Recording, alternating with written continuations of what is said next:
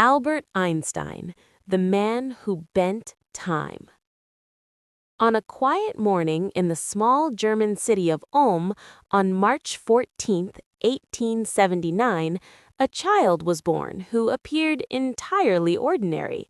His head was unusually large, his speech came slowly, and for years no one imagined that this baby, Albert Einstein, would one day change humanity's understanding of the universe.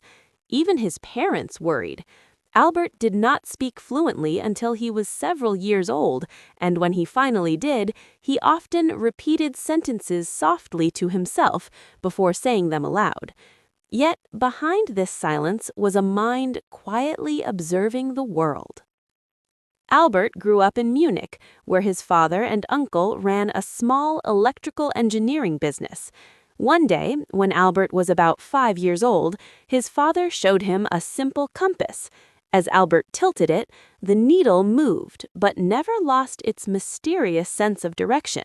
The invisible force guiding that needle astonished him. Years later, Einstein would say that moment planted the first seed of his scientific curiosity. Something unseen was shaping reality, and he wanted to understand it.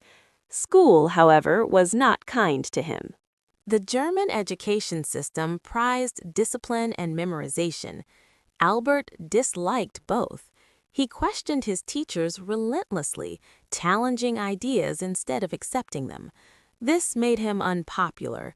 One teacher reportedly told him he would never amount to anything. But at home, Albert devoured books on mathematics and philosophy. By age 12, he was teaching himself advanced geometry for fun, feeling a deep sense of joy in the certainty and beauty of numbers. Religion briefly fascinated him too, but when he began reading scientific books, he noticed contradictions between religious stories and physical laws. This realization pushed him toward a lifelong commitment to reason, skepticism, and independent thinking. When Albert was 16, his family moved to Italy after their business failed. He left school without a diploma and attempted to enter the Swiss Federal Polytechnic in Zurich. He failed the entrance exam, except for the mathematics and physics sections, where he scored brilliantly. After completing additional schooling in Switzerland, he finally entered the Polytechnic, determined to become a physicist. University life suited him intellectually, but not socially. Einstein skipped many lectures, preferring to study on his own or discuss ideas with friends. Professors saw him as disrespectful, and when he graduated in 1900, none recommended him for academic positions.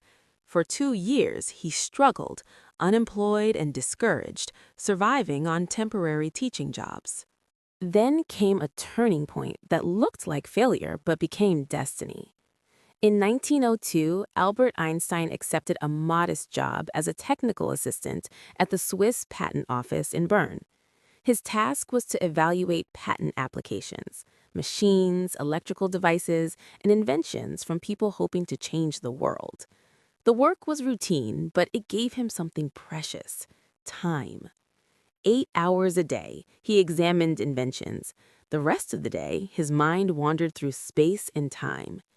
In a small apartment, often holding his infant son while scribbling equations, Einstein asked radical questions. What would happen if you rode on a beam of light? What is time, really? Does it flow the same for everyone? In 1905, at the age of 26, Einstein unleashed ideas that would reshape physics forever. In what became known as his Annus Mirabilis, the miracle year, he published 4 papers. One explained the photoelectric effect, proving that light behaves as both a wave and a particle. Another explained Brownian motion, offering evidence for the existence of atoms.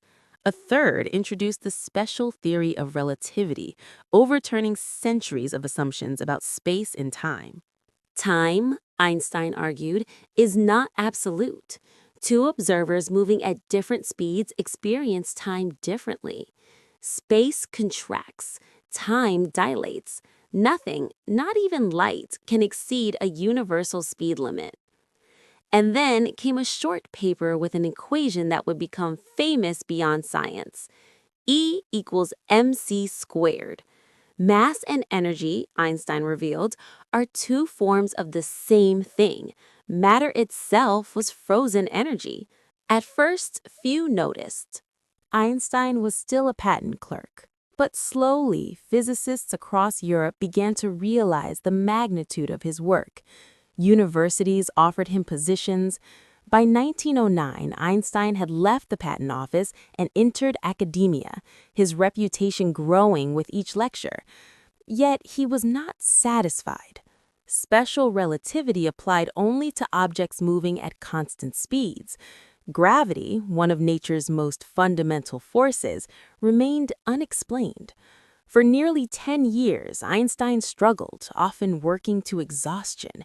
He imagined thought experiments, falling elevators, bending light, clocks in motion. His health deteriorated and his personal life suffered. Finally, in 1915, he presented the general theory of relativity. Gravity, Einstein proposed, was not a force in the traditional sense. Massive objects bend space-time itself, and other objects move along those curves. The universe was no longer a static stage, it was dynamic, flexible, and alive. The theory was complex, abstract, and difficult to test. But in 1919, during a solar eclipse, astronomers measured the bending of starlight exactly as Einstein predicted. Overnight, he became the most famous scientist in the world. Newspapers announced, "Lights all askew in the heavens." Einstein's face, wild hair, thoughtful eyes, became a symbol of genius. Despite fame, he remained modest and unconventional. He disliked formal clothing, enjoyed sailing despite being a poor sailor, and valued imagination over knowledge.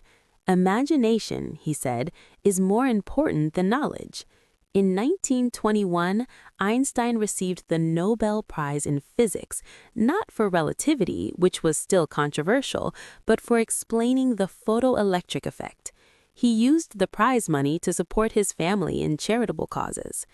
As the world moved toward political chaos, Einstein spoke out. A committed pacifist, he opposed war and nationalism. When Adolf Hitler rose to power in 1933, Einstein, Jewish and outspoken, was targeted by Nazi propaganda. His books were burned. His home was searched. Einstein left Germany forever. He settled in the United States, accepting a position at the Institute for Advanced Study in Princeton.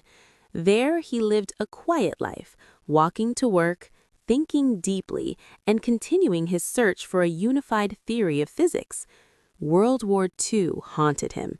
Though a pacifist, Einstein signed a letter warning U.S. President Franklin Roosevelt that Nazi Germany might develop atomic weapons. This letter contributed to the creation of the Manhattan Project. Later, when atomic bombs devastated Hiroshima and Nagasaki, Einstein felt deep regret, becoming a passionate advocate for nuclear disarmament. In his later years, Einstein focused less on fame and more on humanity's future. He supported civil rights, spoke against racism in America, and believed that science without moral responsibility was dangerous.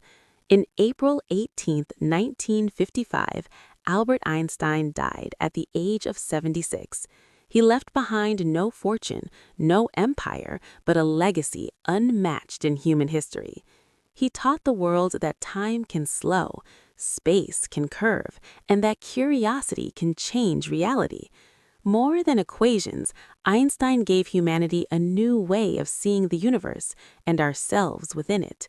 He once said, "The important thing is not to stop questioning," and because he never did, the universe will never look the same again.